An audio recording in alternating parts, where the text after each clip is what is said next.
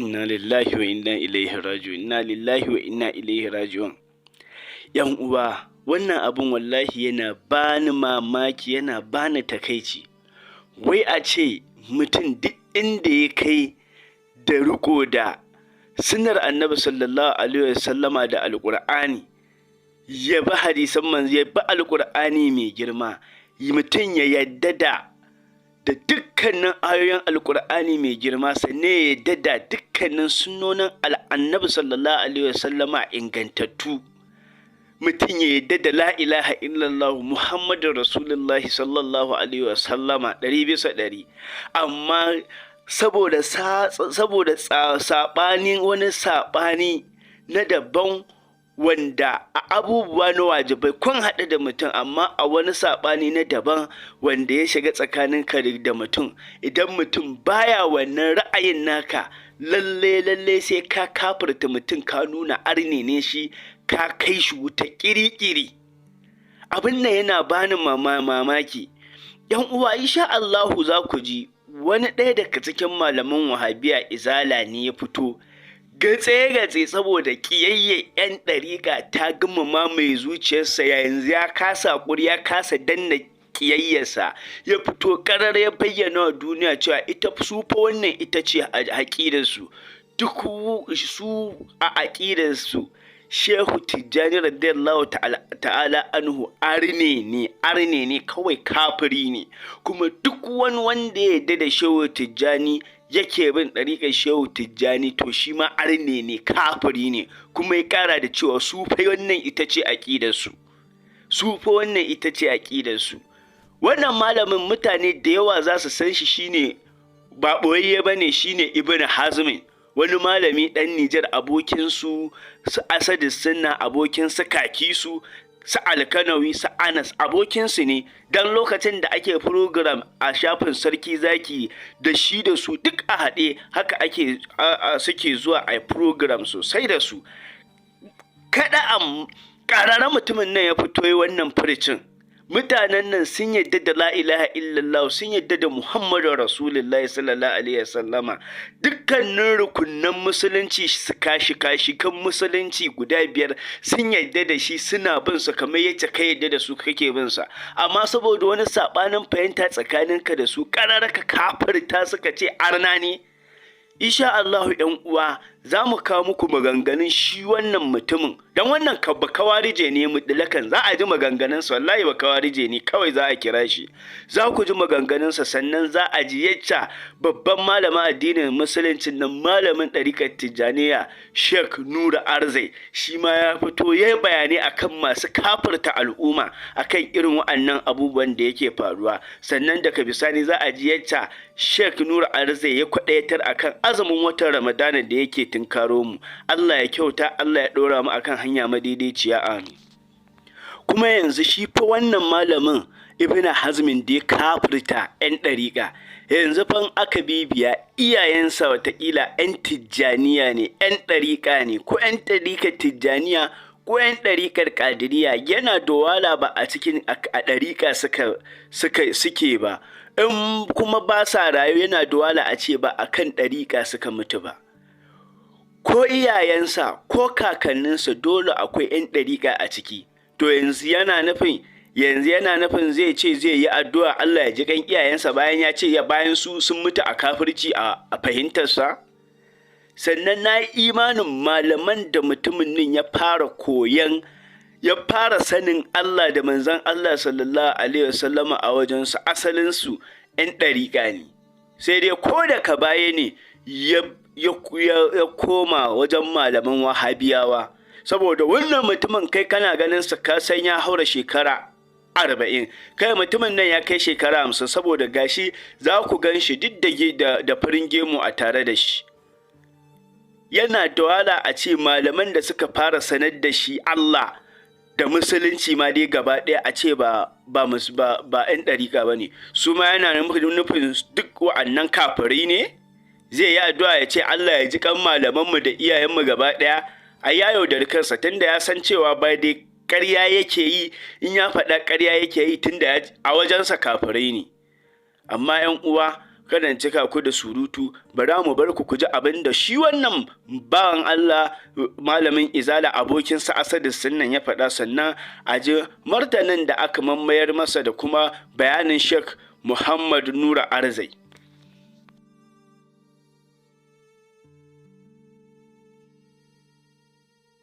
don haka aƙidan mu kashi da kyau, Shehu Ahmadu Tijani arne ne, zindiki ne, kafiri ne, ko shakka ba mai game da haka. Duk wanda ya bi shi akan aƙidarsa ta Tijjaniya wallahi kafiri ne. Ku shi da kyau, kuna faɗa kuna yawan maimaita muna kafirta musulmi. Na ji ma kusa kusan nan wanga malamin na Nijar, ina fatan kun san shi, dan Maradi, wanda shine shahararren malamin da yake zuwa jiha yana wa'azi. Yana cewa wanga na kafarta wanga, dan Tijjaniya ya kafarta dan Izala, dan Izala ya kafarta dan Tijjaniya. Yana so ya kawo cewa hakan bi ma'ana bai dace ba, amma ba da sura ta ilimi ba, ba da sura ta ilimi ba. So yake a ce a zamana lafiya ko ya ba kowa lafiya, ai shiru akan ko a kyali ko da bannace ai shiru akan ta, shine karshe. Alhamdulillah wassalatu wassalamu ala rasulillah. Da fatan yan uwa masoya sayyidina rasulullahi sallallahu alaihi wasallam sun ji maganganun da wannan mutumin ya faɗi. Alal haƙiƙa yan uwa wallahi ba mu yi mamakin jin wannan maganganun ba, saboda me dama sifar su ne kuma ɗabi'an su ne, dole ne duk wanda ke cikin aƙidansa sai ya kafarta ɗan uwansa musulmai. Duk wanda baya musulunci a fahimtar wa'annan mutanen wallahi sunansa kafiri. Shi yasa dama shi ma mai maganan sai yake cewa su a haƙidansu ba aƙidan musulunci ba a karantarwar musulunci ba, sai ce a haƙidansu Shehu Tijjani ba musulmi bane. Kaga shi da kansa ya ba da amsa, a haƙidansu ba haƙidan musulunci ba. Sabida me ma'aiki sallallahu alaihi wasallam cewa yayi man salla salatuna wastaqbala qiblatuna wa akala zabiyatuna, sai ke cewa fazalikumul muslimu. Annabi cewa yayi duk wanda ke sallah guda biyar irin namu sallah, a asbahi raka'a 2, azhar raka'a 4, la'asar raka'a 4, maghrib raka'a 3, isha raka'a 4. Shine yanda Annabi Muhammadu sallallahu alaihi wasallam yayi sallah. Sa'an nan ma'aiki sallallahu alaihi wasallam ya ce in ya tashi yin sallah ya fuskanci alƙibla.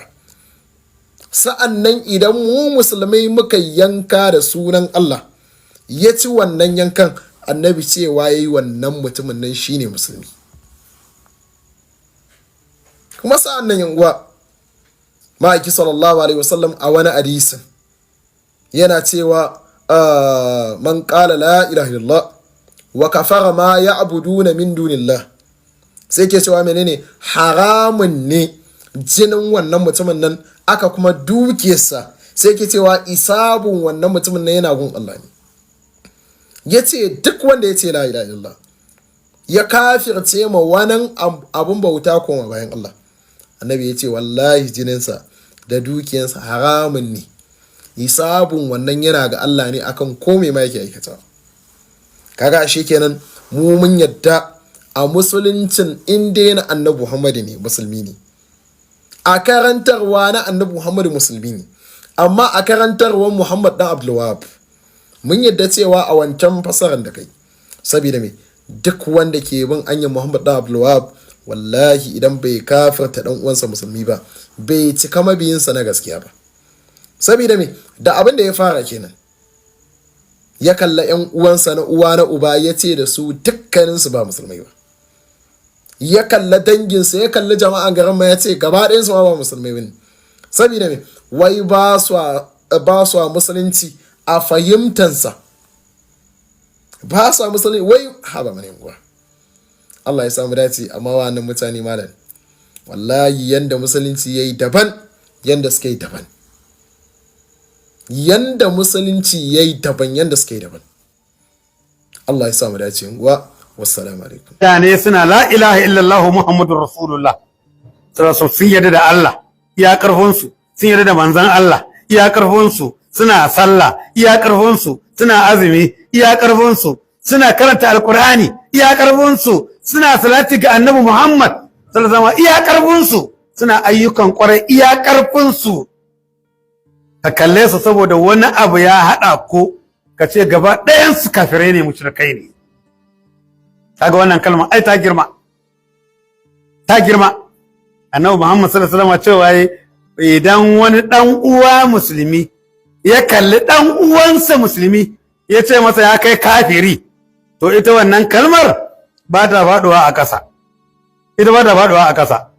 In aka aika ta wani waje, in ta je ta tarar da wanda aka aika ta wajensa yana da dakin na kankare da sinadarin la ilaha illallah Muhammadur Rasulullah sallallahu alaihi wasallam a gabansa, ba ta yi hudawa ba, ta baya ba ta yi hudawa ba, ta dama ba za ta iya huda shi ba, ta hagu ba za ta iya huda shi ba, duk kusuroyinsa ba za ta iya ba, zai ce ko za ta biyo ta sama, in ta bi ta sama irin wannan dakin din ne ba ta iya shiga ba, sai ta koma ko za ta samu bullo shi ta ƙasa, can ma dakin din ne na la ilaha illallah Muhammadur Rasulullah da alqur'ani da sallah da azumi da zakka da hajji da karatun alqur'ani da kaunar annabi Muhammad sallallahu alaihi iya karfi da horo da kyakkyawan aiki da hani gabar mummunan aiki.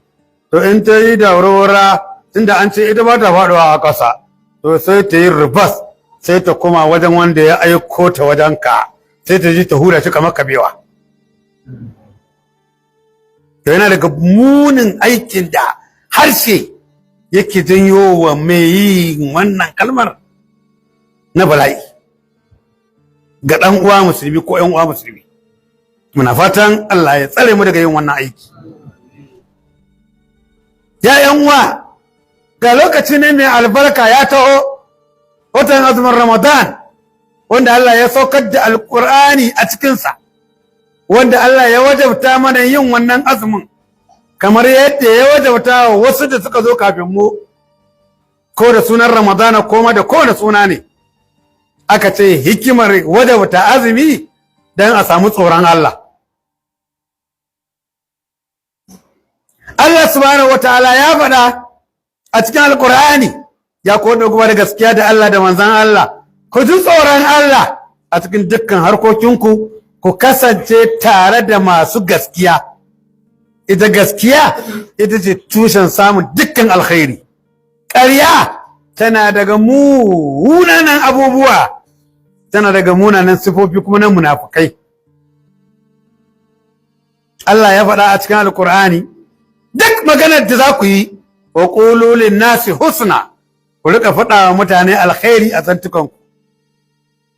Ya kamata ga musulmi ya yi ƙoƙari, bare malami, bare liman akan mumbari, ya kamata kowa ya yi ƙoƙari ya rika tace lafuzansa lokacin da zai furta su.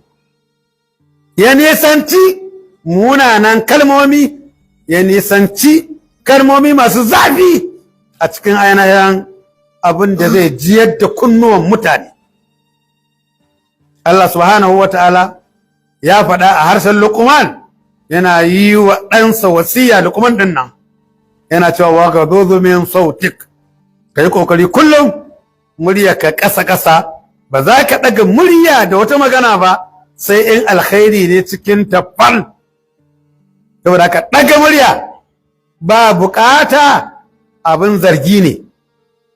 Allah ya faɗa wala ya ga ba'dukum ba'da, kada sashin ku yayi gibar sashi. Abin da ake cewa giba shine ambatan dan uwanka a lokacin da baya nan da wani abu da baya so, shi ake cewa da shi giba. Ambatan dan uwanka a lokacin da baya nan da wani abu da baya so, shi ake kira giba. Bala'in da yake cikinta har ana cewa ya fi yin zina sau 70 da wata mace mai girma mai daraja a wajenka. Allah ya tsare mu. Annabimanci shine a ciro wata magana daga nan a kai can, a ɗauko ta can a kawo nan don a haɗa faɗa. Allah ya tsare mu. Allah subhanahu wa ta'ala ya hana